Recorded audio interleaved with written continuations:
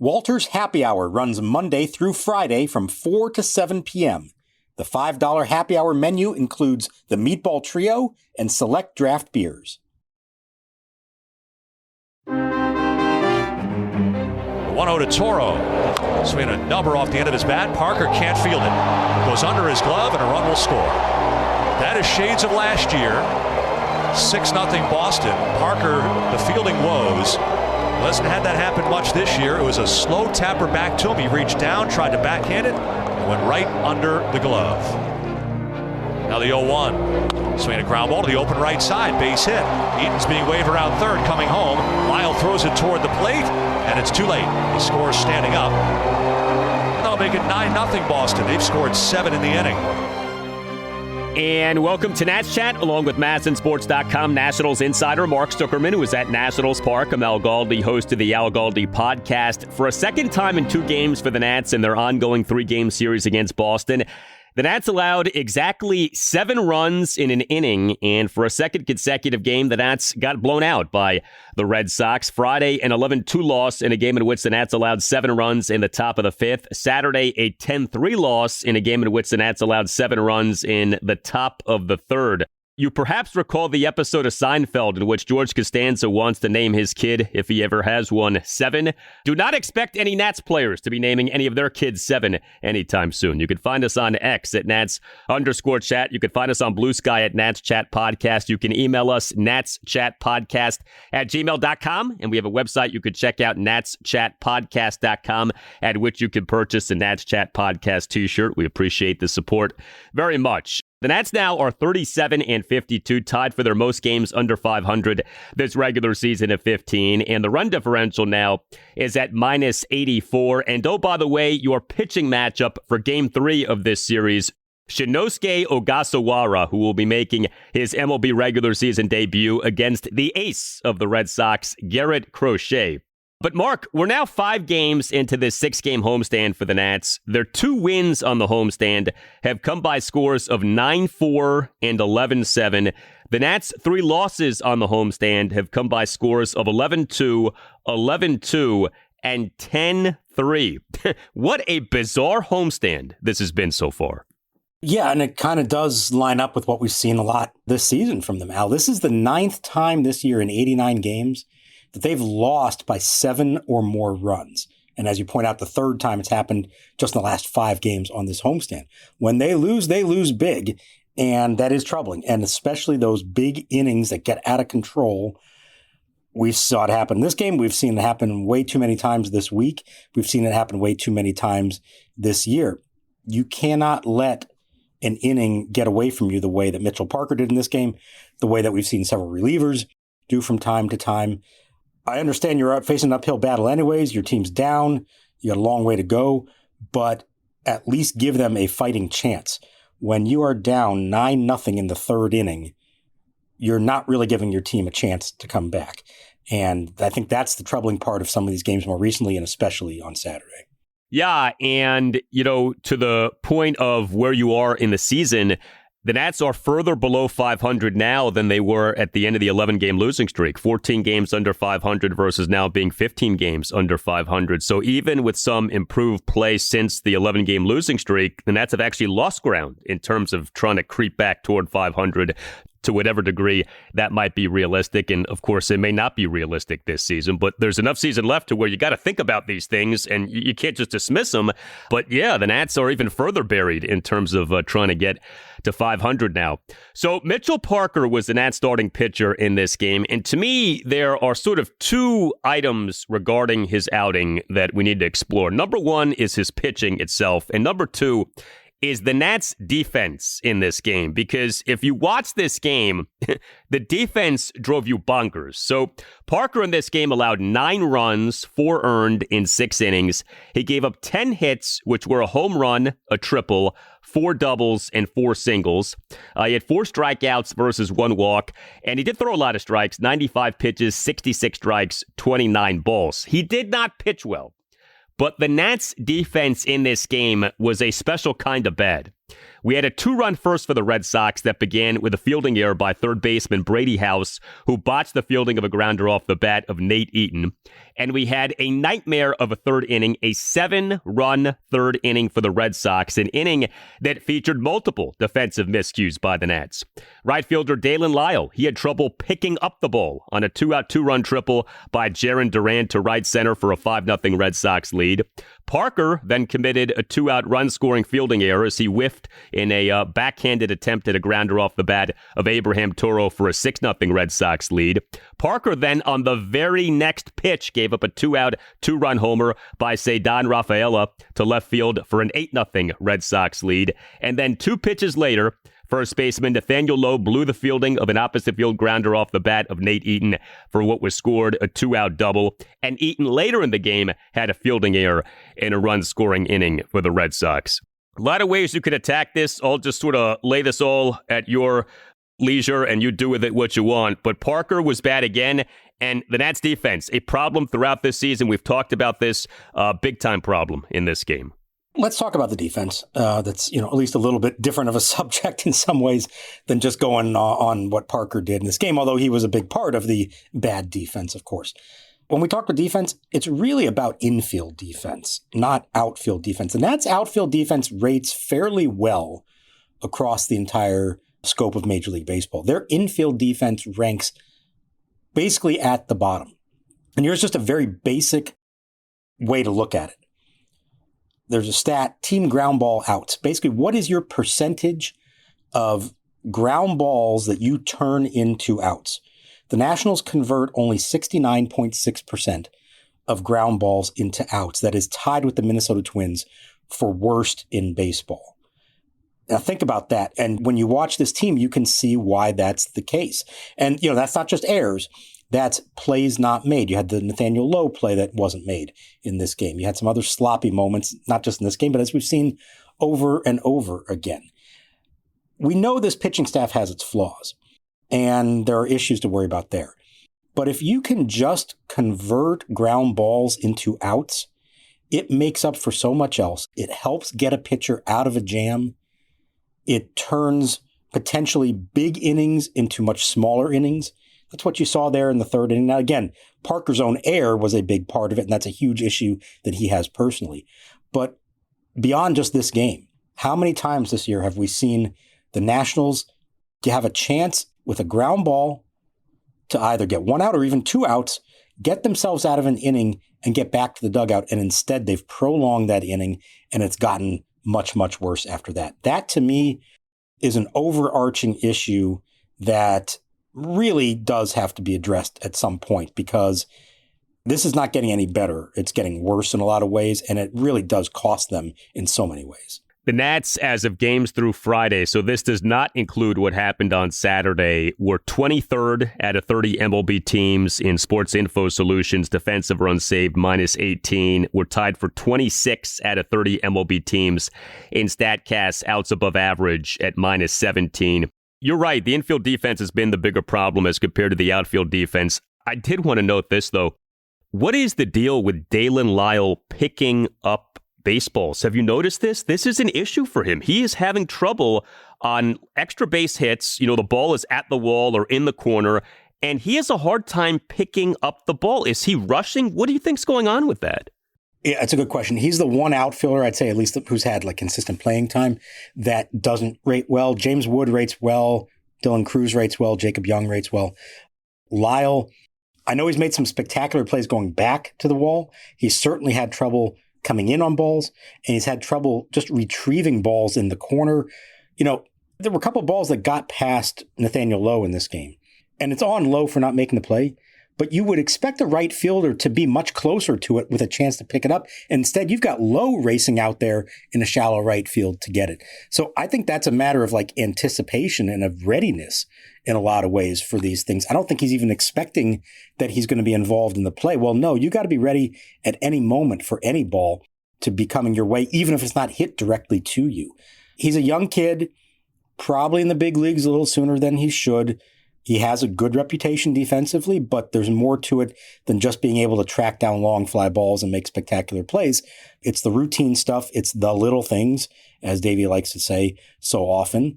Getting to a ball, being ready to back up a teammate, retrieving a ball, getting it back in quickly. All those kinds of things are going to be important for him to stick at this level in the long run. Yeah, and just, it's such a basic thing, right? Picking up the baseball. It reminds me, in 2021, Carter Kieboom had a problem of getting the ball out of his glove to make a throw. And I remember we talked about that on this podcast. And it's just funny how even like the most basic of acts can prove troublesome for young players sometime. We saw that with Kieboom in 21, and we're seeing that with Lyle here this season. So yeah, the defense is a real issue. I mean, the number one problem for this team is the bullpen. I don't know how you surpass that, okay? But I think number two is defense. Defense is a real issue.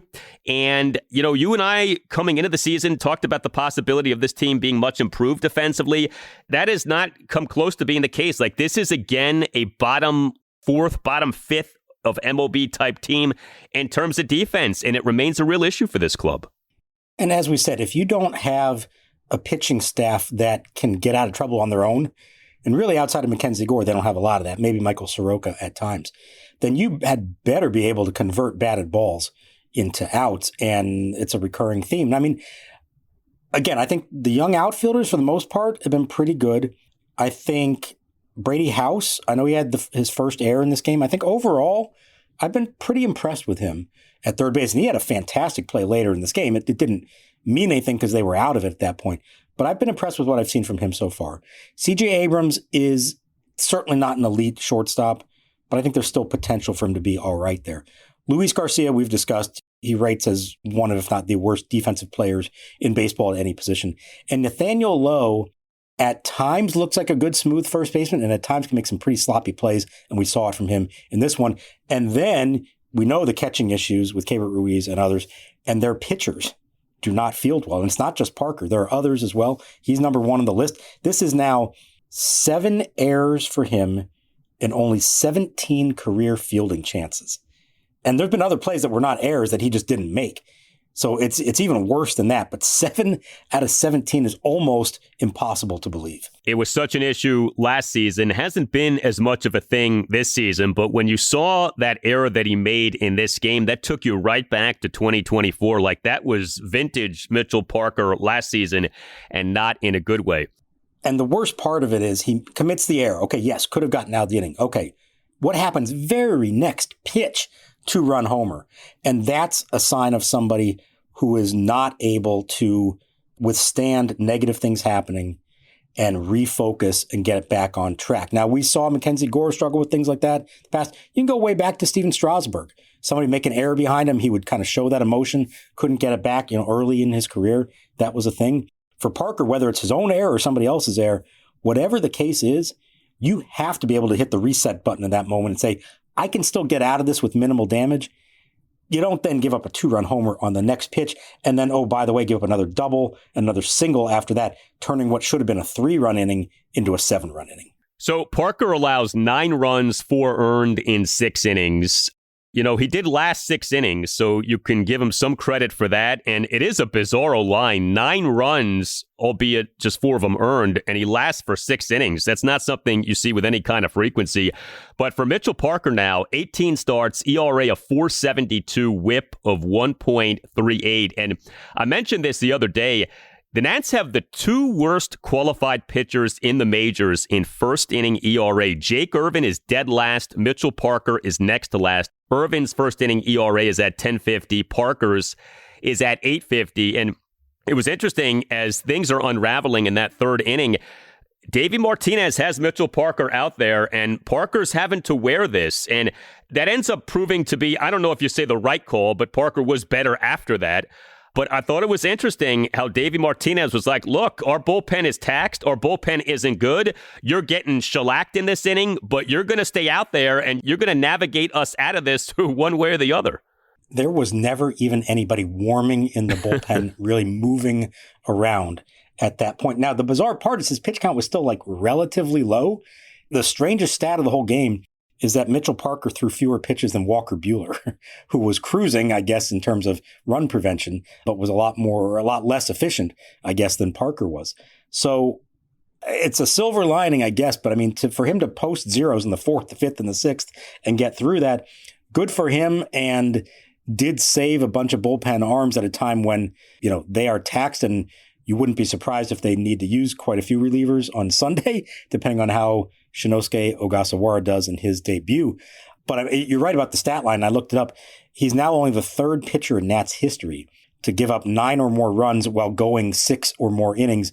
The 2 other guys to do it, Tanner Roark in 2018. And who can forget Jerome Williams back in 2007 doing that for the Nationals. You look at the ERAs for the Nats' most off-use starting pitchers this season. You have Mackenzie Gore at 3.11, and then after that, these ERAs are rough, man. Mitchell Parker, 4.72, Jake Irvin, 4.71, Michael Soroka, 5.40, Trevor Williams, 6.21. Every starter other than Gore has an ERA of at least 4.71 or worse. That is a rough rotation profile. I feel like the starting pitching has not been a huge issue this season, but the numbers would tell you otherwise, that the starting pitching has not been even close to a strength. And that's an issue. Maybe it's the bullpen being so bad that it sort of covers up sometimes for the starting pitching not being good. But when 4 out of your 5 starters have ERAs 4.71 or worse, that's bad starting pitching. Like, that's not good starting pitching. Right. And I would be interested to see, and I don't know the numbers in front of me, but how many inherited runners have scored when the bullpen comes in and it gets charged to the starter. Now, yeah, it's their responsibility. They put the guys on base, but I feel like that has inflated quite a few of those numbers. That, and, we've discussed this with Soroka having issues finishing a start, Irvin and Parker having troubles getting started on the right foot. I think in all of their cases, maybe aside from Trevor Williams, they've had moments, and often even within a start, that you think to yourself, boy, this guy's looking pretty good, pitching pretty well. But the bottom line is that they're not finishing it out, or they're starting behind the 8 ball and have to salvage it along the way. There have been very few just clean, straight through starts that help keep that number down. And so you end up with guys, maybe they give you 6 innings, but they're giving up 4 runs in the process, or even 3, which is a 4.50 ERA. And I think that's the problem, is that there have been nights when they've looked like they've pitched all right, but they're still not coming through in those couple of key spots, whether it's in the 1st inning, in the 6th inning, or the bullpen is giving up the inherited runners, and it's turning these starts into something a lot uglier than they probably should have been. And other than Gore, no one has come close to being consistent. Like whatever good starts you see from these other guys, it's like maybe a good start and then 2 bad starts, that sort of thing. And so, there are enough good starts to where you're maybe kind of interested and hopeful, but no one has been close to consistent other than Mackenzie Gore in terms of pitchers in this rotation.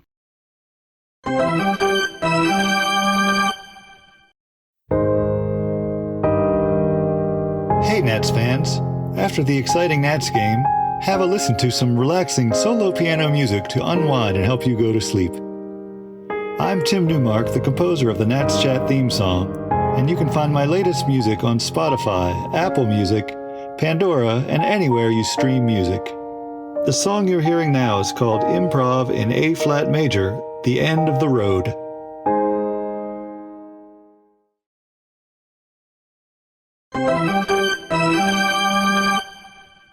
Buehler from the stretch delivers. Swinging a ground ball to the first baseman. Toro throws to second for 1. The throw to Buehler covering at first. Too late. Ruiz avoids the double play. Lowe scores. That's now Boston 9 and the Nationals 2.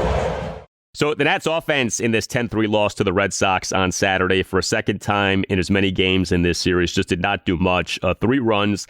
The Nats did total 9 hits, but they were a triple and 8 singles, and the Nats worked no walks. The Nats went 2 for 9 with runners in scoring position. Josh Bell did have 3 of the Nats' 9 hits. He is the Nats starting DH and number 5 batter, 3 for 4 with an RBI single and another single. Mark mentioned Walker Buehler. He, as the Red Sox starting pitcher, 3 runs, 2 earned in 5 innings. He threw 100 pitches. The score of this game was 9-0 going into the bottom of the third. The Nats were chipping away, a run in the bottom of the third, a run in the bottom of the fourth, a run in the bottom of the sixth. You started to wonder if maybe, just maybe, the Nats would make this game interesting, but 3 Red Sox relievers ultimately combined for 4 scoreless innings, and whatever hopes there might have been for a Nationals rally ended up not coming to fruition. Well, and there were chances, especially while Buehler was still in the game, to do more than just that one run, and they did not at all take advantage of those situations. I mean, I've got him at 1 for 7 with runners in scoring position through the first 4 innings alone. The first 2 runs they scored in this game were on ground balls to the first baseman. That tells you what you need to know right there. And one of them, let's talk about Keibert Ruiz. 4th inning, you got bases loaded, 1 out. You kind of have Buehler on the ropes a little bit, and Ruiz comes up, and how many people in the crowd or how many people watching on TV could have absolutely predicted what was about to happen? First pitch, ground ball to the right side. It went to the first baseman. The only saving grace there was that they did not complete the double play in time. Ruiz beat it out, and so they got the run, so the inning wasn't over. But that's the only saving grace of that. That was such a prototypical Keibert Ruiz at bat, and I mean that in the worst possible way. It's a problem.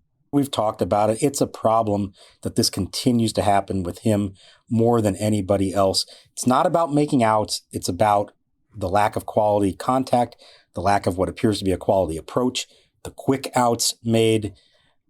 It's been going on for quite a while now, and it doesn't seem to be getting any better. Here's how bad that 7-run third was, too. Keibert Ruiz takes a foul ball off the mask. That was like the last thing that he needed in just coming back from a concussion. He was tended to, ended up staying in the game. Good to see that. But, off what you were just talking about, you would think when you're out with injury, maybe you do sort of reassess some things about my approach and I need to be better. But like he comes back and it's this exact same Keibert Ruiz who we've known. It's like everything's still the same. I guess those adjustments, for whatever reason, still are not being made. I wish I had an answer for it. I'm sure the Nationals wish they had an answer for it. He's a smart guy. He's a catcher. He knows how to recognize pitches coming out of the pitcher's hand. What possesses him in that spot with the bases loaded to swing at a first pitch curveball, even if it was over the plate? I don't know. And again, it's not hard contact. He's got one of the weakest contact rates in baseball. Doesn't swing the bat hard. It's a ton of ground balls.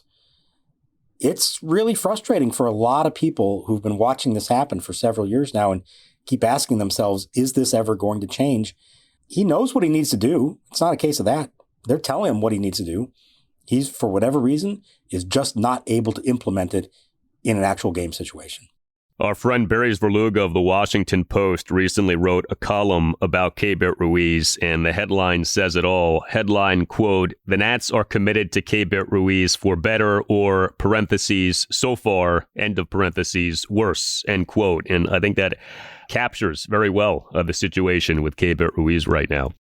The Nats bullpen in this game actually was not a problem. 3 Nats relievers combined to allow 1 run unearned in 3 innings. Ryan Ludus, a perfect top of the 7th. Eduardo Salazar, 1 run unearned in the top of the 8th, which featured a fielding error by Nathaniel Lowe. And Jackson Rutledge, a perfect top of the 9th. But the biggest bullpen item for the Nats on Saturday was them on Saturday afternoon announcing having returned reliever Mason Thompson from his minor league rehab assignment and having activated him from the 60-day injured list, which he had been on officially since November 4th due to Tommy John surgery that he underwent all the way back on March 1st, 2024. We did not see Thompson pitch in this game, but man, a long time coming, the return of Mason Thompson.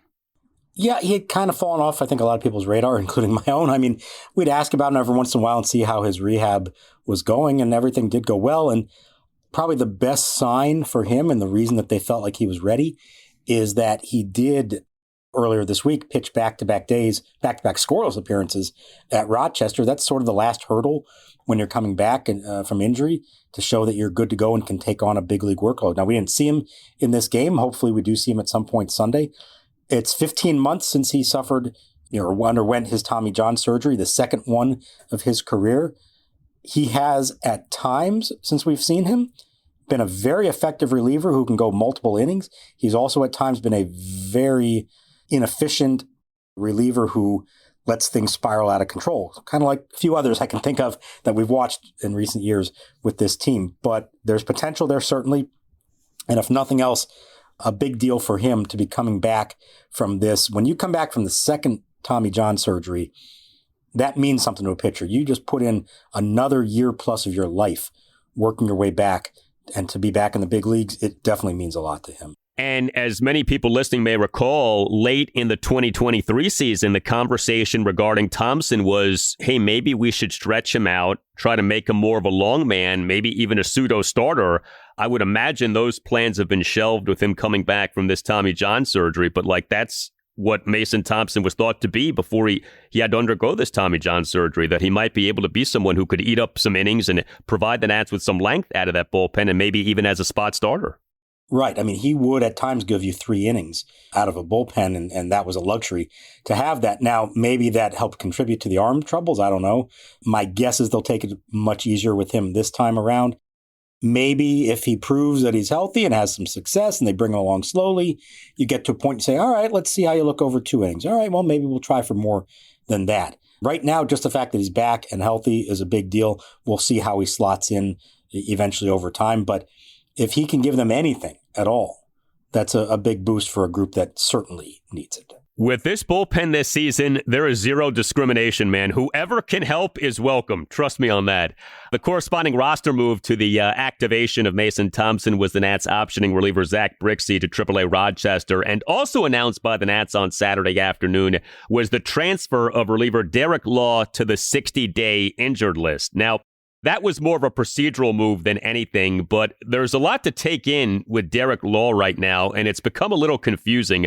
So he's been out for the entirety of this regular season. He actually pitched in a rehab outing this past Wednesday off having reported a recent recurrence of arm soreness. He gets transferred to the 60-day IL in this move that was announced on Saturday afternoon. I think in the moment, you don't necessarily think too much of it because guys get transferred to 60-day ILs all the time, and it's just a procedural thing. And then Davey Martinez tells you guys that Law has had a recurrence of elbow pain and is going to get an MRI exam. Bad news right there. It's absolutely bad news. So, yeah, let's walk everyone through this. At this point, it's about a week and a half ago, he had made several appearances at both AA and then AAA, and reported recurrence of the elbow soreness. And so they said, okay, we're going to shut you down. It wound up being a week. And the idea was if he feels good enough, he can come back and pitch again. Well, he did. We kind of lost sight of that. It happened over the holiday, week. And he did. He threw a scoreless inning. And by all accounts, both pitched well and felt well. The problem was, and this is why this is such an issue, and it especially has been the case for him, the next day, he ends up feeling really sore in his elbow. And so he is not recovering. And this is really what the whole issue has been going all the way back to spring training. And so they said, all right, well, that's it. We're not pushing this any farther. Come back to DC. You're going for another MRI. Now, he hasn't had one of these, I believe, since somewhere around opening day. Back then, it showed no structural damage. So that was a sigh of relief for him and for the team. And the feeling was you can, with rest and rehab and a slow build-up, get this thing to the point that you can pitch. Well, he was getting close to the point that he thought he could pitch again. Now this happens again. Now he's got to go back for another MRI. You never know what that's going to show, and maybe it doesn't show anything again. But even if it doesn't, where do you go from here? They've tried everything, and he's still having the recurrence of pain. Do you just let him pitch with that? It doesn't sound like something that anybody is going to want to go through. So I do have some significant concerns, and I think the Nats have some real significant concerns at this point about what happens with Derek Law. It's amazing. They tried to slow walk him during the exhibition season. He ends up being placed on the 15-day injured list on March 26, retroactive to the 24th due to right forearm inflammation. And more, it's looking like he's not going to pitch at all this season. I mean, I don't know how you're bullish at this point with him. And I know it's easy to Monday morning quarterback all this stuff, but if you look at Derek Law's career stats, so last season, excellent for the Nats. 90 innings, ERA at 260, a WAR per Baseball Reference of 1.9. But the 90-inning workload, by far the most of his career. The second most innings pitched he's ever had, 60 2/3 innings, all the way back in 2019. He in 2023 pitched in 55 innings. So last season, his age 33 season, he went from 55 innings the previous season to 90 innings. I know with starting pitchers, there's a percentage increase, sort of a step-by-step increase you're supposed to take with young arms. He's a veteran, so maybe you don't have to hold him to something like that. But man, that was such a leap in terms of workload for this guy last season.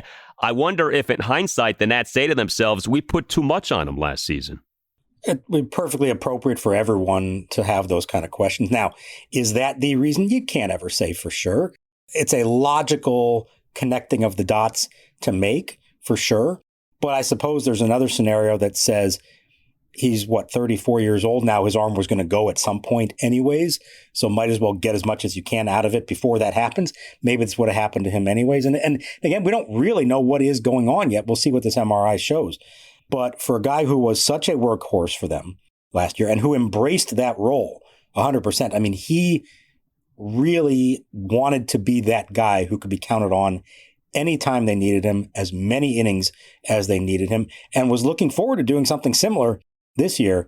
It's a huge blow, of course, to him and a cautionary tale, I suppose, about how you proceed. But I feel like anytime pitchers get hurt, we think we know the reasons why and say, well, just don't do that. You got to do this instead.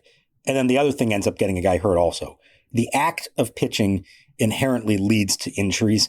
And so while certainly it may be a result of what he did last year, it's entirely possible that backing off too much could lead to injury as well. And the program that they took may have made this thing worse. So it's so hard with any pitchers to really know what causes it, but it's obviously frustrating for everyone involved to see it come to this. And what's so maddening is that what works for one guy may not work for another guy. You know, it's like in life. You can have someone who smokes cigarettes and gets lung cancer and someone else who smokes even more cigarettes and doesn't get lung cancer. And it's like everyone's different. You know, we all have different genetic predispositions, and, you know, some guys' bodies are meant to hold up and other guys' bodies are not. So it is difficult. We totally understand that. All right. Shinnosuke Ogasawara on Sunday afternoon and not Cade Cavalli. Why? I think, and I'm interpreting some things here and some educated guesses thrown in there as well. I think we got a few factors involved. Number one, Cade Cavalli, while he was very good for a stretch of about 7 starts at AAA, his last one was not good at all. 7 runs in 3 innings. Do you really want to call up a prospect on the heels of one of his worst starts, maybe even his worst start of the year? Probably not the ideal timing to do something like that. So I think there's that. I think you also have this question, as we've brought up, of his service time. He accrued a whole lot of service time while on the Major League IL for essentially 2 years. And by holding off, they can make sure that essentially he doesn't get to 3 full years of service time at the end of this year, which would then make him a free agent 3 years from that. You've invested so much in this guy. If you only get 3 years out of him before he's a free agent, you're not doing yourself any favor. So if there's a way to delay this and get a 4th year out of him at the back end of it all, I think there's some logic in that. Now, I don't know the exact date. We've tried to calculate it, and I think we're close to it. Maybe they know that they are right on that edge and that they can't do it yet in order to avoid that. But I think that combined with the poor start last time out gives them a valid excuse to not make the move yet. Now, is he that far away? Maybe not. We'll see. It could happen here relatively soon. I've still felt like sometime here in July is when we'd be seeing him. So you have that. And then the flip side of that is that Ogasawara, who sort of forgotten man himself, went to AAA to start the year. 2 of his 3 starts were actually pretty good. Then he suffers an oblique strain, and he missed about 2 months with that. Made a few rehab starts, was just finally fully back from that. And so I think they said, he's a 27-year-old. We signed him for a reason to a big league contract for 2 years and $3.5 million. He's healthy. Let's see how he goes with this. I don't know that it's a long-term commitment to him, but they're going to throw him to the Wolves. And I do think it's the Wolves. And I don't know what to expect against the Red Sox. And certainly on a day when you're not expecting to score a lot of runs yourself facing Garrett Crochet. But I keep thinking back to Mitchell Parker's debut last year at Dodger Stadium, which felt like putting a kid in a situation where it was likely he was going to fail. That's what this feels like for Ogasawara. But who knows? Stranger things have happened. Maybe he's able to cobble together 5 solid innings and keep them off balance, and we'll see where it goes from there. Well, and as we've discussed, the Nats this season have been at their best when they've been expected to do their worst. So I actually would not be stunned if the Nats end up winning on Sunday afternoon, just because nobody expects them to win on Sunday afternoon. But I think there's a larger question here, which is Trevor Williams is going to be out for a while. So who's taking that rotation spot? Is it Ogasawara? And if he gets bombed on Sunday afternoon, then where do you turn in terms of that Trevor Williams rotation spot? Yeah, so my guess is that this is going to be start to start, and they're not declaring anybody as his full-time replacement. So you give Ogasawara the start, see how it goes. If he does all right, maybe he's got another one. If he doesn't, if it turns out to be ugly, and Cavalli pitches again, now he has not pitched in the last week, so I want to see when does he pitch again and how does that go.